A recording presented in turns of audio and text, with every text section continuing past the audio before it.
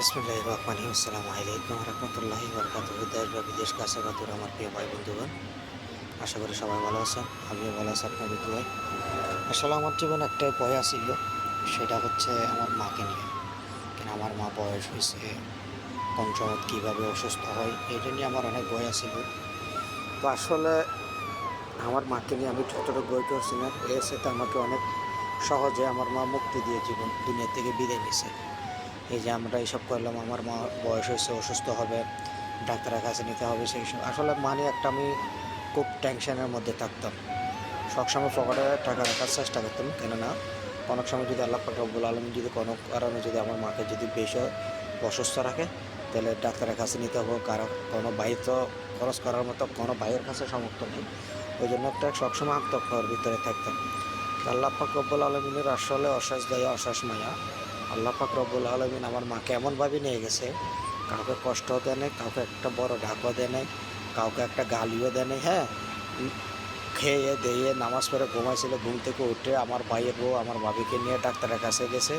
ওইখান থেকে জীবনের শেষ নিঃশ্বাসটা ওইখানে ত্যাগ করলাম। তা আসলে মনের মধ্যে অনেক কষ্ট, কেন যে মায়ের জন্য ভয় নিয়ে প্রবাসে হলাম, সে সন্তান আজকে আমি বাবা মা বা মাকে দেখতে পারলাম না।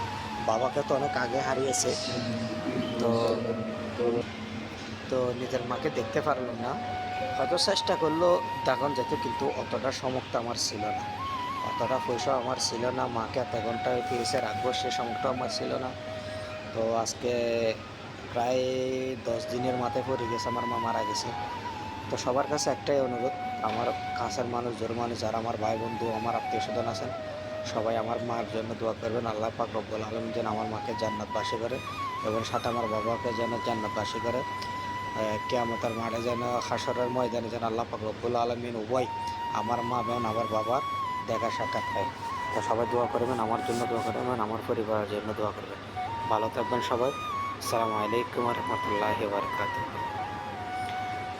তো আসলে দিন শেষে একটা কথা বলবো, সেটা হচ্ছে যারা এখনও বাবা মাকে অবহেলা করেন, যারা বাবা মাকে খাওয়ান দেন না, ভরণ পোষণ দেন না, ভাই বাবা মার পিছনে এত ভরণ পোষণ লাগে না, কিন্তু বাবা মাকে ছাড়িয়ে যায় না। দুনিয়া তো পাবেন না, আখেরাতেও পাবেন না। মা বাবাকে করবেন, মা বাবার সেবা করবেন, মা বাবার দায়িত্ব নেবেন, দুনিয়া এবং আখেরাত দুটোটাই পাবেন। তো সবাই নিজের জায়গা থেকে চেষ্টা করবেন বাবা মাকে যতটুকু পারেন সম্মানের সাথে রাখার, বাবা মার দেখভাল করার, বাবা মার দায়িত্ব নেওয়া, বাবা মার ভরণ পোষণ দেওয়া, বাবা মার ওষুধপত্র খোঁজখবর নেওয়া। কেন আপনার বাবা মা, আমার বাবা মা আমাদেরকে অনেক কষ্ট করে, অনেক কষ্ট করে এরা না খায় না ঘুমায় আমাদেরকে মানুষ করছে। তো এখন সবাই আশা করে ছেলে সন্তান তাদের দেখভাল করবে, কিন্তু আমরা অনেক ছেলে সন্তান আছে বাবা মার দেখভাল করি না, বাবা মাকে বৃদ্ধাশ্রমে পাঠাইতে, বাবা মাকে রাস্তায় ছেড়ে দিয়ে, আবার অনেকে আছে বাবা মাকে মারধর করে। প্লিজ ওই জিনিসটা কেউ করিয়েন না। বাবা মা হচ্ছে নিয়ামত, বুঝছেন? বাবা মা হচ্ছে নিয়ামতের জিনিস, বাবা মাকে কেউ অবহেলা করেন না। আমার বাবা মা গেছে, আমি জানি বাবা মা কী জিনিস। তো সবাই ভালো থাকবেন, দোয়া করবেন সবাই। আল্লাহ পাক রব্বুল আলামিন যেন আমার বাবা এবং মাকে জান্নাতবাসী করে, তাদের জীবনের দিনে যেন কমা। আসসালামু আলাইকুম।